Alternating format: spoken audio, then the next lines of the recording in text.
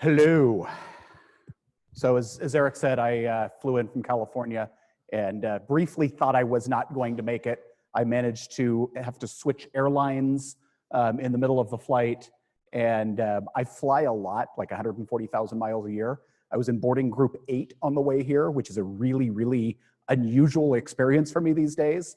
And I felt like cattle. And every time people say US airlines are awful, I'm like, I don't understand why people say that, because they seem fine to me. Oh, that's what they're saying. So I'm going to talk about bots for the enterprise. Before I do, I figure I should make the real obvious joke for all you geeks. No, not the obvious joke. You were expecting a ship. Okay. Oh, you were expecting a spaceship. Sorry. Not this kind of spaceship? Oh, something from Star Trek. Got it. All right, there we go. So my name's Adam Kalsey. I'm a technical marketing manager at Cisco, which just means I'm kind of in the middle of that org chart that was shown earlier is like the people who I report to and report into me. I mean, we're 80,000 person company, so I'm just a lowly guy down in the bottom. But there's some reasons I know about this stuff. So as Eric said, I've been doing bot stuff for a really long time. I founded a company called Iamified. We started this back in 2006.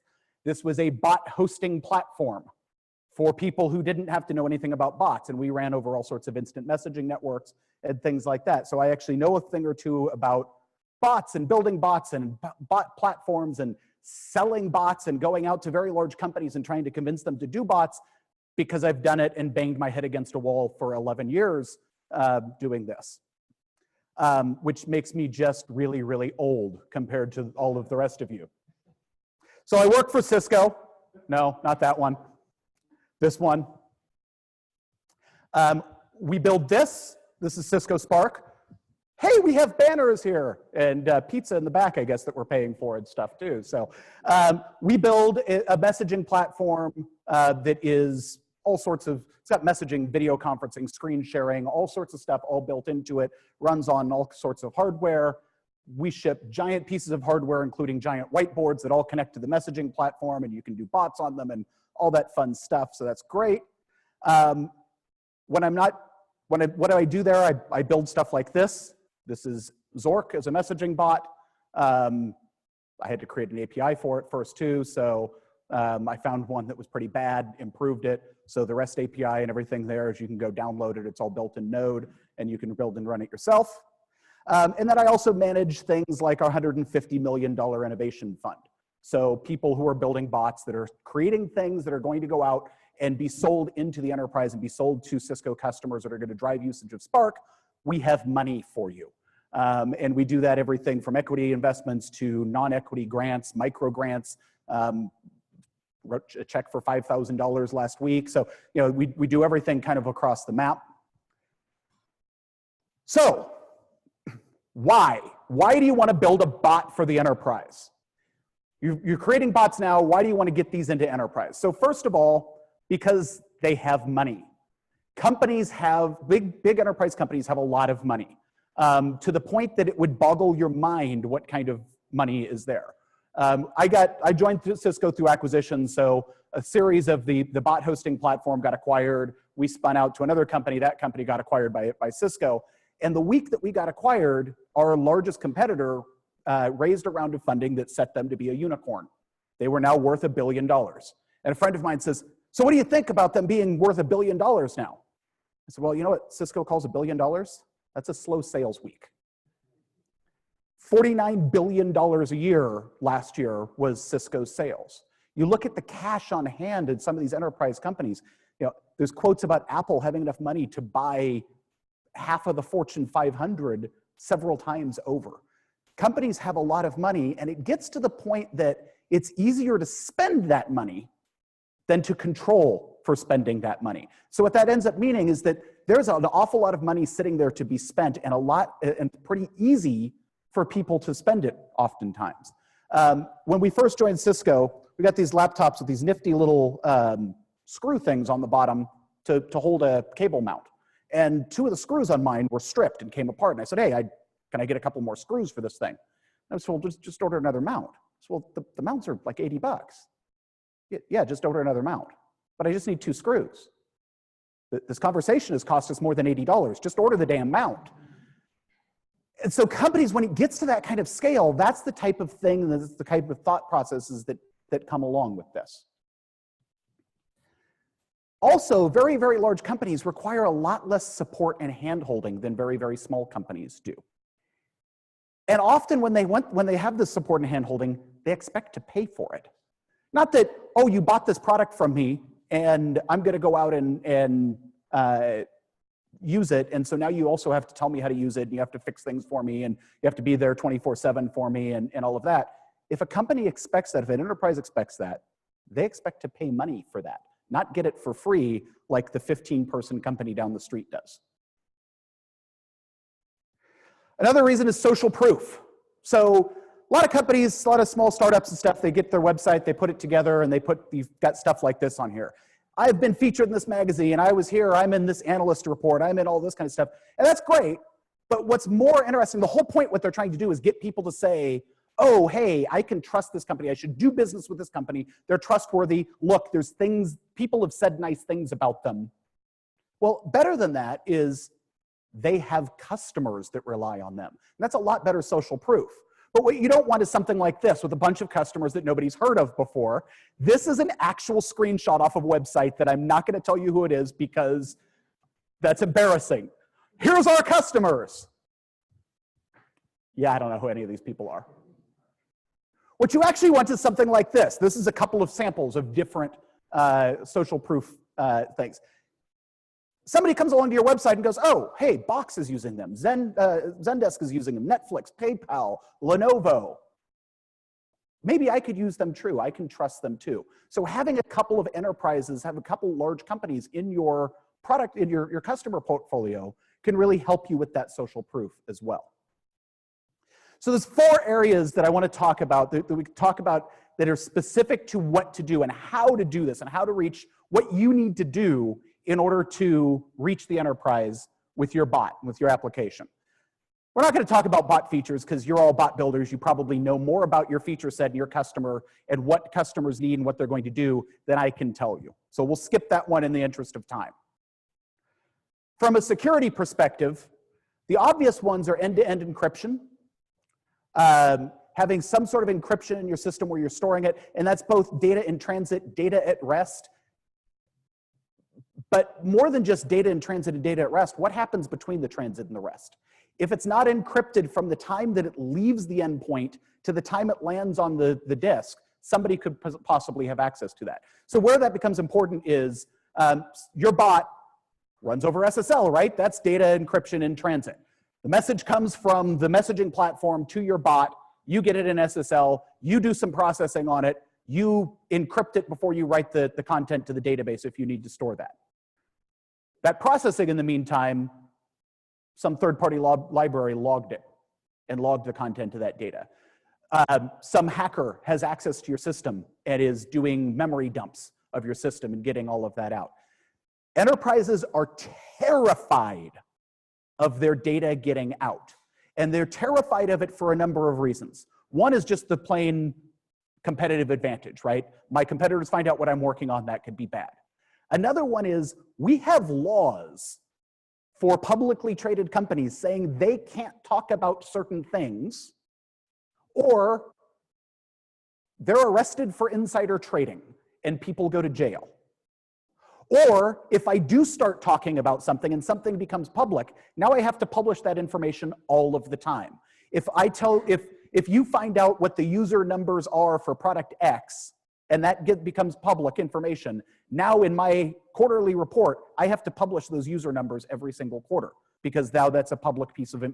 And so they're terrified of this type of information getting out. Having encryption is a really important part of security. But also, where is your data lie? What is the jurisdiction of your data is also an important part of security that big enterprises are going to be concerned about. Where on the planet is my data? And this is for a number of factors. One is, I don't want my data stored in an oppressive regime. And you look at it and go, well, okay, I'm storing in the United States, not a big deal. It is if you're not in the United States. Companies that are not headquartered in the United States don't want their data stored in the United States. Ever since 9/11, and we've started passing all sorts of laws allowing more and more intrusiveness into things without warrants, easier to get warrants, phone companies and other companies bending over backward, just handing over user data when the government requests it.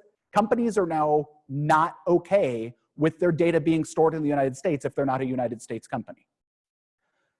The converse is you may have regulations, the company may be regulated to where they can store their data.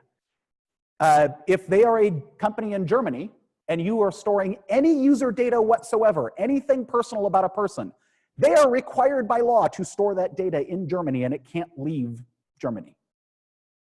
So now, from a security standpoint, well, I'm using AWS and I stick everything up in the cloud and I don't really know where it goes, and I'm putting it in a replicated database, and we're doing global redundancy across our databases and keeping our databases in sync in 4 continents, and yeah, you can't do that if you're going to sell to this particular enterprise. So you have to architect your product with the idea that you need to be able to segment the data and where it lives and where it lies. The other weird thing that happens with data and the security of that data is sometimes there's rules saying what kind of data you're allowed to store and who's allowed to have access to it. Healthcare is a big regulated industry that has laws in the United States called HIPAA and laws throughout the world regulating what can happen with that healthcare data and who can have access to it and who can see it and who can touch it and who can have access to the physical servers and the rooms in which those servers might be located and where that data is at. So something you need to think about there. Conversely, there's other regulations that say how long you have to store certain data and make it available. If you're in the financial services industry, if you're a broker, you have to record all communications that happen. Does your system, does your bot allow somebody in the enterprise to go and recover all of the past communications that have been had with that bot? If they get subpoenaed or they get sued and in discovery somebody says, I'd like to see all conversations that happened with the bot, can you provide that to them? That might be okay that you can't, but they need to know that ahead of time before they start doing this. So they need to understand what's going into that. And then the flip side of I have to store data for a very long time and store it essentially forever, there's other regulations in other industries that limit how long you're allowed to store that data. You can only store something for 3 months, 6 months, some period of time.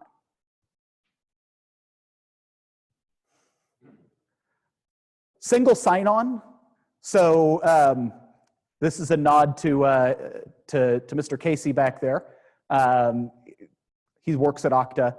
Single sign-on is a pretty big factor. Your companies, if you have any sort of an authentication flow in your bot where somebody has to sign in, figure out who they are, authenticate it all, and you're requiring them to go create other user accounts and manage other user accounts, that's going to be an immediate non-starter for most enterprise companies. They are going to want some sort of single sign-on so that they don't have to create another account for users, so they can secure that, so that Bob gets fired this morning and he doesn't still have access to your bot or to the back-end data of your bot and being able to access that because somebody forgot to go turn that off. With single sign-on, I turn it off at one layer and it propagates, and now they don't have access to anything because all the sign-on goes through a centralized system. So this is something that most enterprise companies are going to want if you have any sort of login at all, whether it is I add the bot to a room or to a channel, and now the bot needs to know who I am and collect some information about me. They're going to want that to go through single sign-on. If I have an administration portal where I can go and see reports or analytics, they're going to want that through that. If I can update billing, they're going to want that through single sign-on. So single sign-on is going to be a very, very important factor from a security standpoint to any enterprise. On the back office side, from an administration standpoint, user administration and being able to control who is using your system, who has access to it. One of the things that is very, very different about an enterprise versus some of the smaller companies that you may be selling to is you can't assume that a company and a team are the same thing.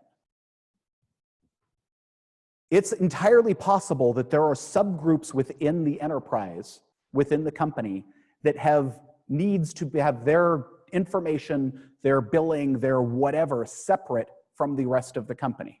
You can't say, well, you're all in the same Slack team. You're all from the same email domain. You all have access to the same thing. That's my level of what administration is. So you have to assign an administrator that administers all of this.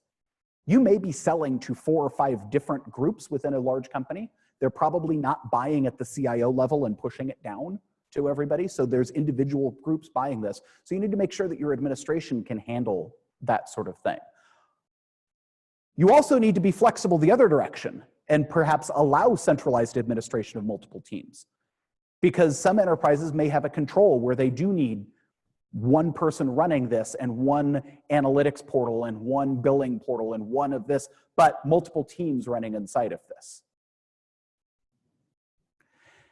Payment. How many people here charge for a product today? Okay. How many people charge more than $50 a month? More than $400 a month? More than $10,000 a month? Okay, so the people with your hands up, how many of those people pay with credit card? None. You've got to figure out other types of billing. Big enterprise companies are going to often expect to send purchase orders. And they're going to send you a purchase order, and they're going to say, we'd like this product, and you're going to say, that's great. This product is $5,000. And they'll say, fine, we will pay you for that product in 90 days. And you'll say, great, we'll let you have the product in 90 days. And they'll go, no. That's not how this works. We get the product now, and we'll pay you for it in 90 days. And so then you send them an invoice, and 90 days later, you contact their accounts payable department and go, where's my money? And they go, oh, that's right. Sorry, we forgot about that. How's another 45 days look? So this is something you're going to have to expect in your cash flow and such when you're dealing with bigger enterprise companies, is that sort of thing does happen. You also, though, have an interesting thing where a company doesn't want to write a purchase order for $400 or $500 or $250. And so there's a couple of things that they're going to want to do to fix that. First, they're going to say, I don't want to pay you every month. I want to pay you every year. Less paperwork for me. I do the paperwork once a year, bundle it all up, give me it a year. Great, sounds great. Then the other thing that they're going to do is they're going to say, well, if it's under a certain amount, my employees have credit cards, and they'll just put it on the corporate purchasing card and run that corporate purchasing card, and away we go, and they'll pay for it that way. And those limits are usually somewhere between $250 to $500 a month. If you want to sell to enterprise, have a product pricing level that is just under $500 a month, and let them either pay monthly or pay by the year, and let the user choose. This gets you around a lot of the corporate purchasing department problems, because there's somebody sitting in the company that can go, oh yeah, I can put that on my card. I have the purchasing authority to spend $500 a month, and I can spend $500 a month 1,000 times a month. But I can't spend $500,000. But I can spend 500 1,000 times. So there's a transaction size that becomes interesting in it. In going back to that, keeping 2 screws from my laptop and trying to find those, it is so much cheaper for a big enterprise company to say, I'm going to let everybody make $500 a month purchases and know that some of those are wasteful, and know that some of those we're not getting a good deal, and know that some of those aren't going to get used, because it's more expensive for me to actually control for that than it is to just pay those. The biggest transaction your company has ever had in your life is very likely pocket lint to a Fortune 50 company. They look at that and they're like, yeah, 50,000, okay, we'll spend $50,000, not a big deal. The other thing that comes up with the payments and billing is how you structure your billing. So I went to a fairly well-known SaaS developer platform that we use a lot, and a lot of our people internally all use it independently, and we're all putting it on our corporate purchasing credit card every month, and we're paying $15, $20 a month for that. And I said, hey, we've got a couple of hundred people just that I know in Cisco that use your platform, and we're all paying for it individually. Can we get a discount? And furthermore, can I tell other people within Cisco and advertise that, hey, you can get a discount with this company, go sign up with them. And can I go tell our customers, hey, if you use this code, you'll get a discount or an extended trial or whatever with that. The company said, yeah, that sounds great. Let's set that up. So who do you need to have on that corporate account? Well, I don't know. Here's 15 people to start. Okay, well, they're all on your account. We've applied the discount to your account. Okay, well, that whole thing where I know hundreds and hundreds of people that do this, I have a budget. The budget isn't Cisco's budget. The budget is my budget. And it's actually my budget and my boss's budget and my boss's boss's budget and my boss's boss's boss's budget, all filtering down and winnowing down to the pocket lint that I get to spend. So I can't run around and say, I'm going to spend this money for somebody on the other side of the company that does something completely different, and I'm going to put their account under my budget. I can't do that because that's applying to my budget now and not theirs.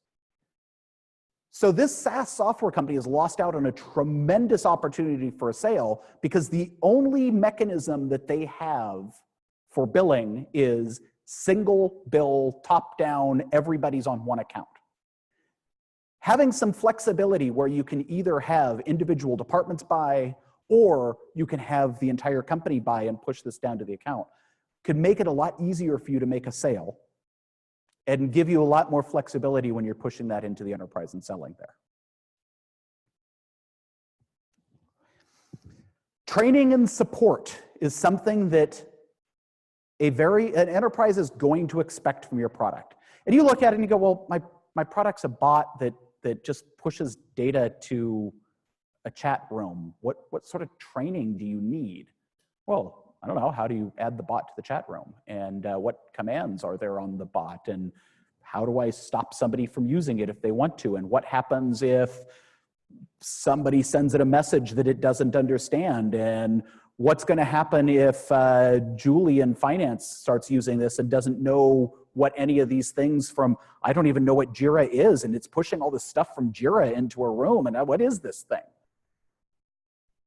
None of those situations are likely to actually happen, but that's what the people are sitting here thinking about when they're setting this contract up and they want to come to you. They're going to want training, and they're going to want support.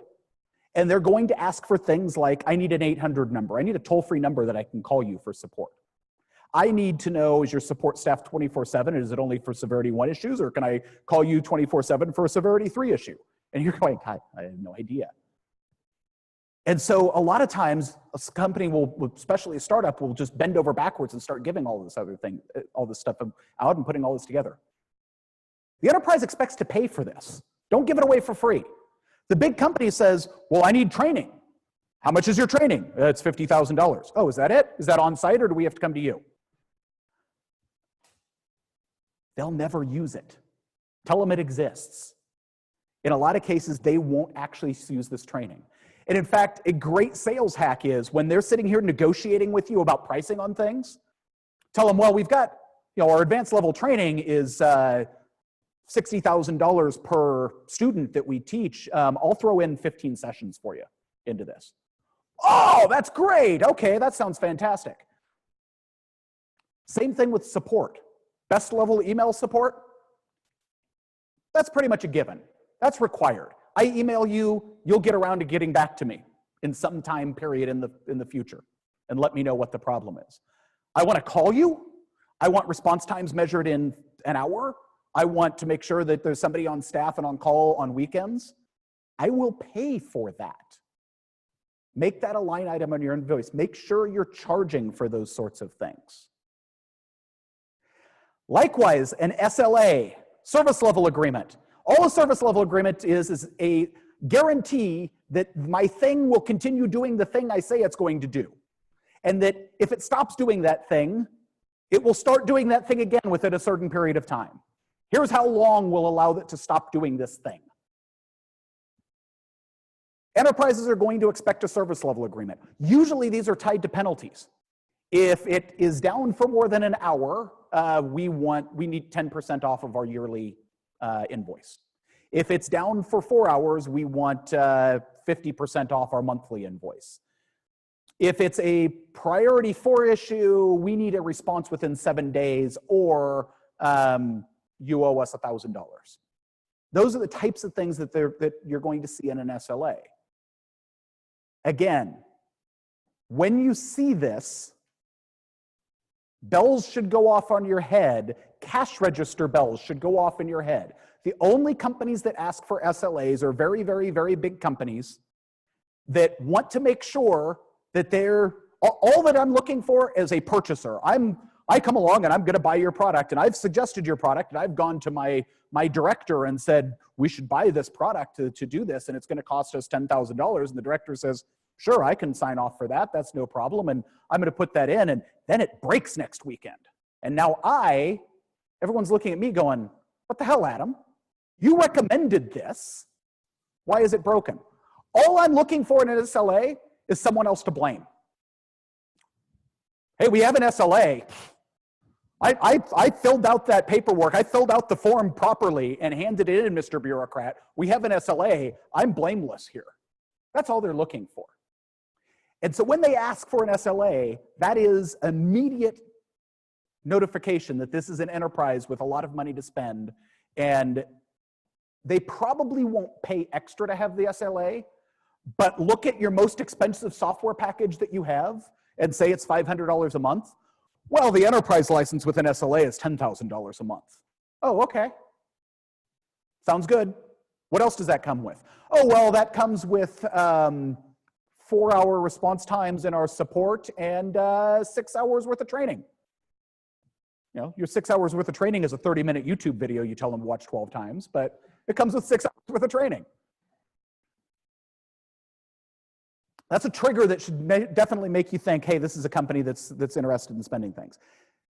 Also on the administration side, they're going to want analytics. What they're going to want to know is, who is using this bot? What are they using it for? Who is not using the bot? Are we getting our money's worth out of this bot? And they don't care, well, you know, it's $6,000 per user that's using this bot. They just want to know, are people using this? Yep, okay, well, we'll keep paying the $30,000 then for it. Somebody's using it. Somebody must find it useful. They're doing their job with it. Woo! So some sort of analytics, response times, error results, how many people are using it, what they're using it for, how many channels or rooms or spaces or whatever messaging platform you're running on this thing is in, the average number of messages per room, the heaviest users, the lightest users, the users that have added it in the most times. Throw data at them. They want analytics. You'll figure out what analytics that make sense for your product and what works for each enterprise customer the more you start putting at it, and have analytics on your analytics. Have ways that you can look and see which analytics people are looking at and using, so then you can either retire the old ones or improve the ones that people are using a lot. But companies are going to expect to have something they can go look at that has pretty charts and graphs about how people are using the product.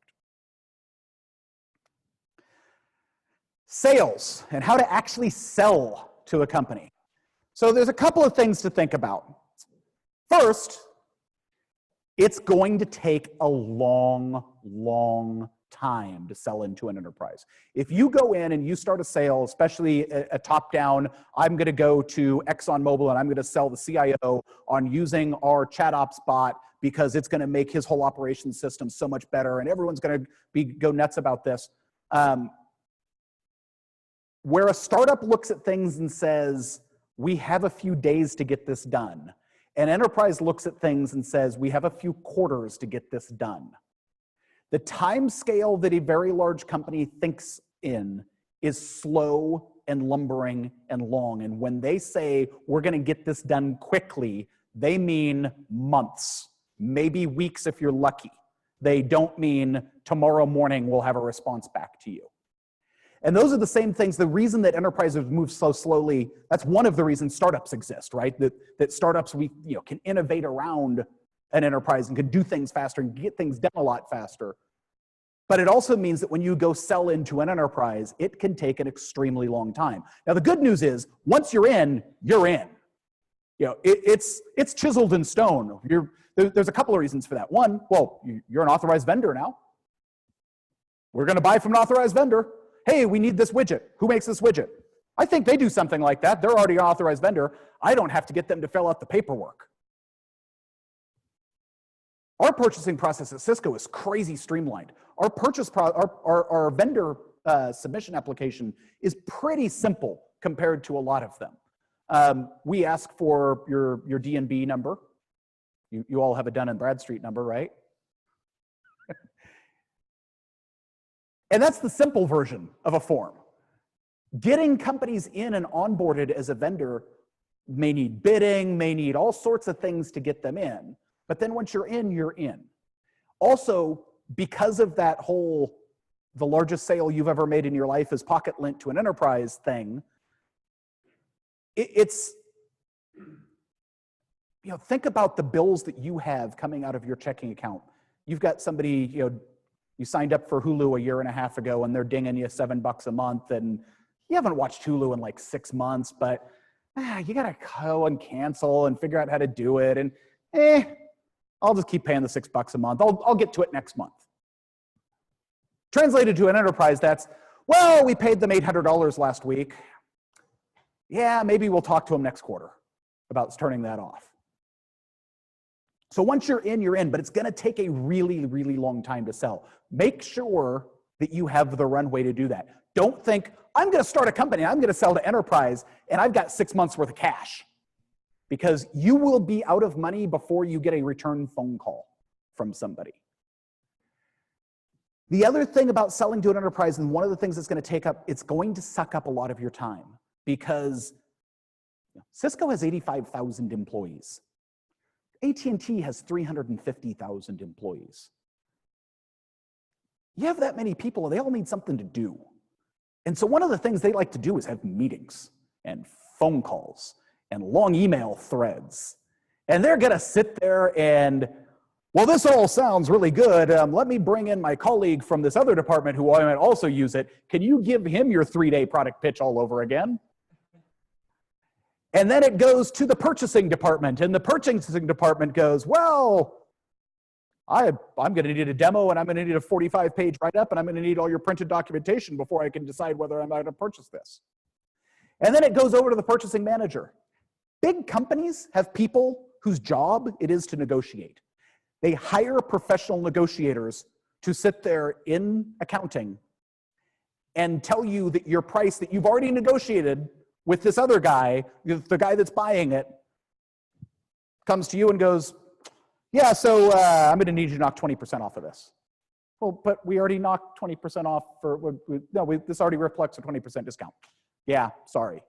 This negotiator, oftentimes they're on commission for how much they can get knocked off of an invoice. Their livelihood depends on getting you to give them $1,000 off of your invoice.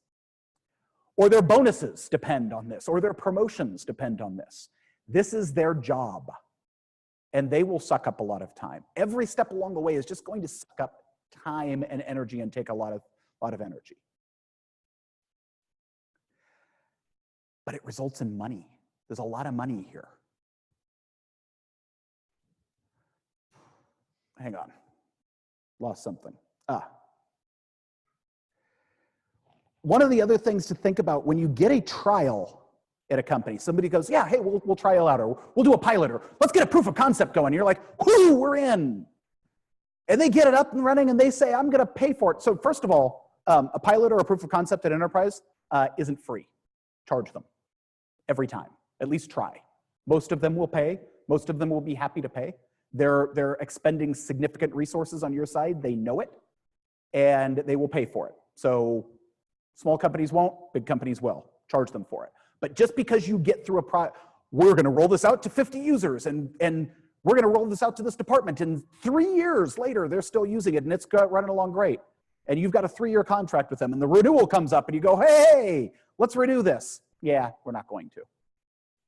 Not important. We found another vendor that does it. One of our big enterprise vendors that we buy $1 billion a year worth now does something kind of like what you do. It's gone. Don't rely on the fact that just because you got in the door, you're in the door, you're going to keep staying in there, that proof of concept is going to turn into something, that the pilot's going to turn into something. Make sure that you're making a profit off of those things and continue to sell once you get that proof of concept going and once you get that up and running.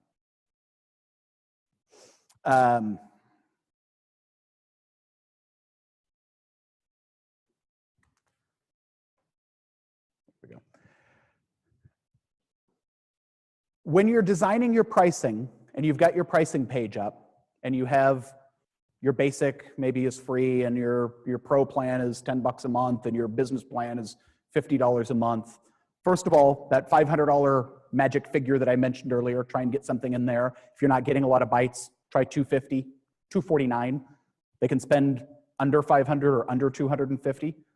Make it $249 or $499. See if that changes. The industry you're selling in may have different amounts. Every enterprise company has an amount somewhere between $249 and $499 that people are generally allowed to spend. But also make sure on your pricing page that you have a way for contact us for a customized quote. And to the guy buying software at an enterprise company, that's like unicorn cocaine to them. It's just like, woo, this is, I'm gonna call you and get a customized quote. And that call means they want an SLA and they'll pay for it. And they want training and they'll pay for it. And they want customized support and they'll pay for it. And they want single sign-on and they'll pay for it. And they want all of these things that enterprise wants because anybody smaller than a 50,000 employee behemoth would much rather see your price on a web page, put in a credit card number, buy it, and either get a recurring bill on their credit card every month or every year, and not have to deal with talking to somebody in sales, and not have to deal with talking to somebody, having an email thread with somebody, and setting up an appointment for a demo, and getting a quote. And enterprises thrive on this. That's what they want. If they ask for that, that's an immediate trigger that this is a large company that is serious about spending some money, and there's an opportunity here for a very large sale with them. So, any questions? You can hit me here. You can hit me up there. Cisco Spark, Spark for developers. If you want to actually build bots, you're building bots that you want to reach enterprises. When I was talking about going in and selling to little individual teams versus selling to the CIO top down, that's how Spark is sold. We go into Fortune 50 companies and we say, hey, all 80,000 employees, you're now a Spark shop and everybody's using this messaging platform. So we are a platform, if you're trying to reach enterprise, this is the platform to use rather than some platform that's being bought on a credit card by a 15-person team in a very large company, because that may or may not ever grow to something larger within that company. And that's gonna be another 15-person sale in that company every single time instead of a big one. So come talk to us, come look at us if you're looking at building bots. And all of our documentation, brand new thing for Cisco, really, really exciting for everyone at Cisco. Our documentation's online. Like you can go use it and see it without paying us or talking to anybody. Or we were a startup that were acquired by Cisco specifically to revamp what developers look like. So we're spending a lot of time doing that. So go ahead and feel free to grab me here or ask out loud now or beer next door or whatever.